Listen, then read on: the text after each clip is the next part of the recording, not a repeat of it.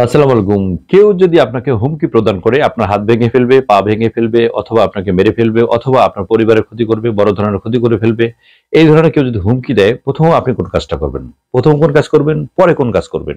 এবং যিনি হুমকি দিলেন তার কি পরিণতি হতে পারে? কতদিনের সাজা হইতে পারে? তার আর কি করা উচিত? এবং এখানে পুলিশের ভূমিকাটা কি? পুলিশ কি কাজ করবে? ৩ টা বিষয় নিয়ে আলোচনা করব। যারা জানেন তারা জানেন। যারা জানেন না তাদের জন্য ভিডিওটা খুবই গুরুত্বপূর্ণ হতে পারে। এই না জানা মানুষগুলোর জন্য ভিডিওটা শেয়ার করে দেবেন। আপনার শেয়ারের মাধ্যমে তার উপকার হতে পারে।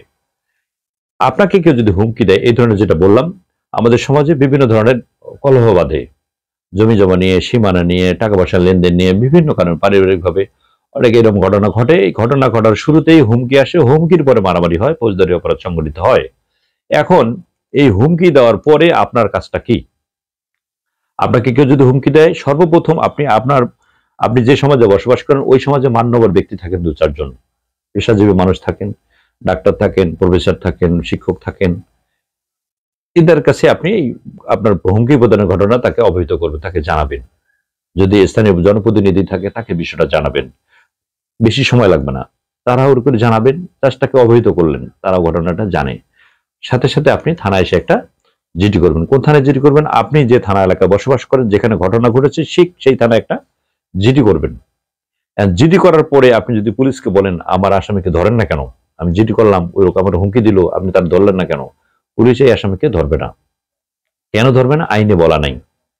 তাহলে আপনাকে হুমকি দিল ধরবে না কেন? প্রসেসটা কি? প্রসেসটা হচ্ছে যিনি এই জিডির দায়িত্বে থাকবেন যে অফিসার, সেই অফিসার যেহেতু এটা একটা আমলের অযোগ্য অপরাধ, অধর্তব্য অপরাধ, সেক্ষেত্রে এটা বিজ্ঞ আদালতের অনুমতি নিয়ে কাজ করতে হয়। অফিসার তখন এটা আপনার সাক্ষী দিবেন ৩ জন।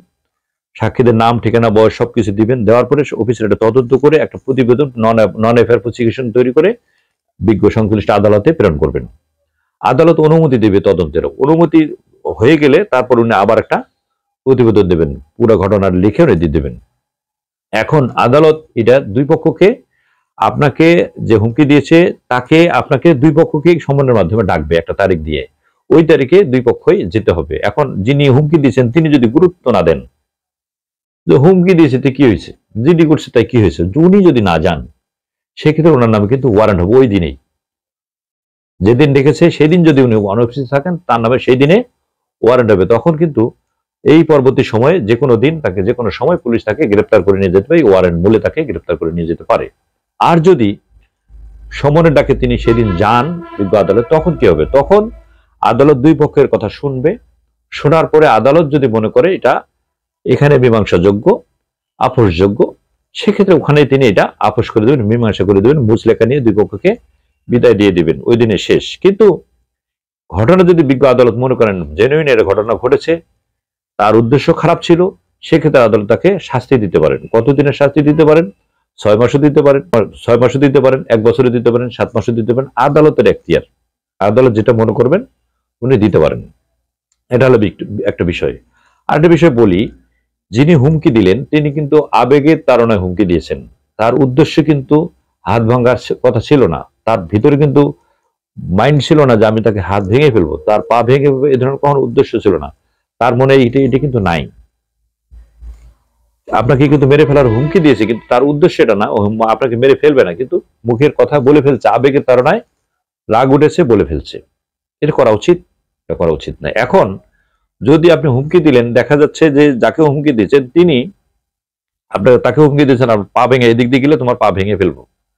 এখন ওই লোকটা যাকে হুমকি দিলেন তিনি কিন্তু রাস্তায় যাওয়ার পথে অ্যাক্সিডেন্ট করে পা ভেঙে গেছে। উনি যদি আপনার বিরুদ্ধে আবার একটা অভিযোগ করে, ফৌজদারি মামলা করে আপনার বিরুদ্ধে যে আমার পা ভেঙে ফেলছে, আমি কয়েকদিন একটা ভিডিও করেছিলাম, আমার উনি পা ভেঙে ফেলছে মেরে, তখন কিন্তু পুলিশ তাৎক্ষণিক আপনাকে গ্রেপ্তার করতে পারবে। আপনার নামে মামলা রুজু, ফৌজদারি মামলা রুজু হবে। অথচ আপনি তাকে মারেননি, অথচ আপনি তার পা ভেঙে ফেলেননি। আবেগের তাড়নায় একটা কথা বলে ফেলেছিলেন, উনি এই সুযোগটা কাজে দিয়েছেন। এইটা করা যাবে না। আবেগের তাড়নায় আপনি একটা কথা বলে ফেলবেন, এটা করা যাবে না। সমাজে শান্তি প্রতিষ্ঠার জন্য আমাদের একটু সংযত হতে হবে, একটু সংযত ভাষায় কথা বলতে হবে। দ্বন্দ্ব থাকবে, কলহ থাকবে। এই কলহের মাঝে কলহটা সৃষ্টি হয় কিন্তু এই হুমকির মাধ্যমে। এই হুমকিটা আপনার নরম ভাষা হইতে পারে, আস্তে করে বলবেন, কথা মাধুর্যভাবে কথা বললে কখনোই পরবর্তী ধাপে অপরাধ তৈরি হবে না, ওখানে শেষ হয়ে যেতে পারে। এই কারণে বললাম যে আগেই প্রথমত আপনি স্থানীয় জনপ্রতিনিধিকে বলবেন। যদি আপনি না বলেন সেক্ষেত্রে কি হবে? সেক্ষেত্রে দেখা যাচ্ছে যে আপনি যখন থানায় জিডি করবেন, পুলিশ যখন যাবে তখন দেখবেন যে আরো কলহটা বেড়ে গেল, যে আমি তোমাকে কি হুমকি দিছি, একটা কথা বলে ফেলছি আর তাই তুমি থানা থেকে পুলিশ নিয়ে আসছো। তখন কিন্তু স্থানীয় লোক যারা আছে তারাও কিন্তু এই যে আপনি হুমকি পেলেন, আপনি একটা জিডি করলেন, তখন কিন্তু তারাও আপনার প্রতি একটা নাকশ হবে যে আমরা তো আছি, আমরা তো মারা যাই নাই, আমি এলাকার মান্যবর একজন ব্যক্তি, আমাকে সবাই মানে, তুমি আমাকে বলতা কেন তুমি থানায় গেছো আগে। স্থানীয় যে বিচারটা, এটা কিন্তু অনেক বড় ধরনের বিচার।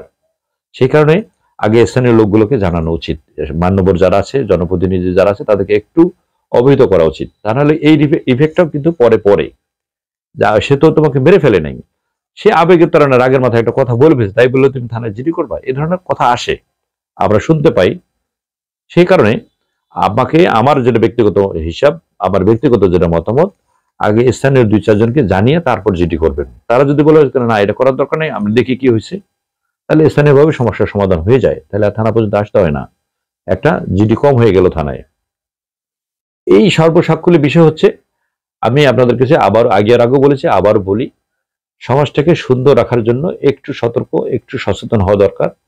কথাবার্তা, চলাফেরা সবকিছু যদি একটু হিসেব করে করেন, সব যদি আপনি সচেতনতার সাথে একটু ইয়ে করেন, দেখবেন যে সমাজটা সুন্দর হবে। আর সমাজটা সুন্দর হলে আপনার বসবাসও সুন্দর হবে, পরিবেশটা সুন্দর। যে যেখানে আছেন ভালো থাকবেন, সুস্থ থাকবেন, নিরাপদে পথ চলবেন। আসসালামু আলাইকুম।